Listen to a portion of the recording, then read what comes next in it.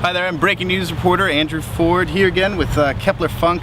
Big day in court today for the trial of the man accused of shooting Brevard County Sheriff's Deputy Barbara Pill. I think we heard from 10 witnesses in all. Is that what it was? Wow. Highlights today, let's start right off. There was a photo shown to jurors of Pill after her death and video from the dash cam of Pill's car as well as the first deputy to find her. What do you think is the impact of evidence like that? It's graphic evidence kind of on the face of it. What does that mean?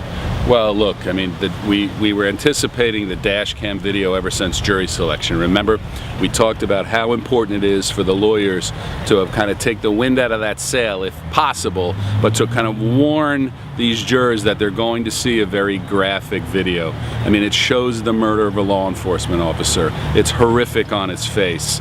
We're going to find out what kind of impact it's had on these jurors.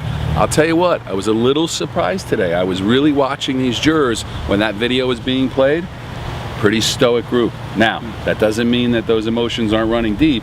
Sometimes jurors don't feel comfortable with, expressing themselves emotionally in an open courtroom. So it had an impact, there's no doubt about it, and bad for the defense for sure. Two of the more interesting witnesses were Andrea Kirchner, the co-defendant, who was riding in the passenger seat with Brandon Bradley, and Jeffrey Dieguez, who said he was on the phone with Kirchner at the time of the shooting. What do you think their importance is in the state's case? You called them interesting, and that's an understatement. Mr. Dieguez went first. He was an interesting fella.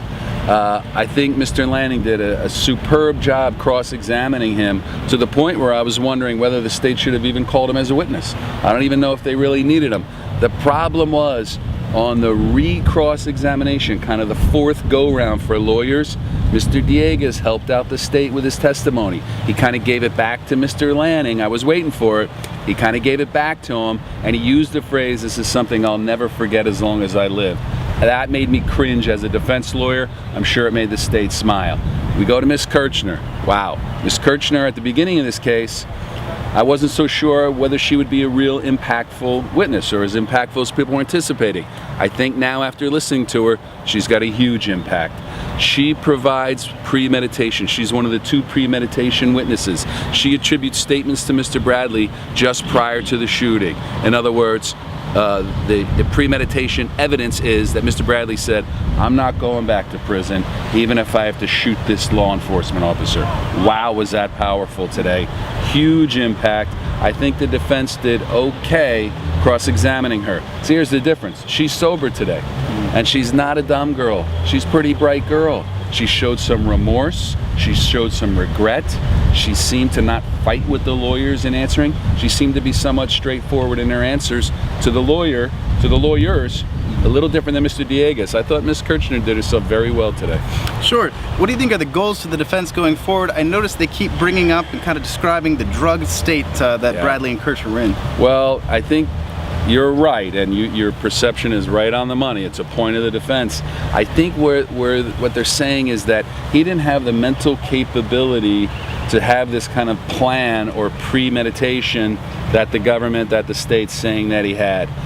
Remember, we don't have diminished capacity in Florida, right? Some states where if your mental state is such that as a result of drug use or some other problem where you have a diminished capacity, right?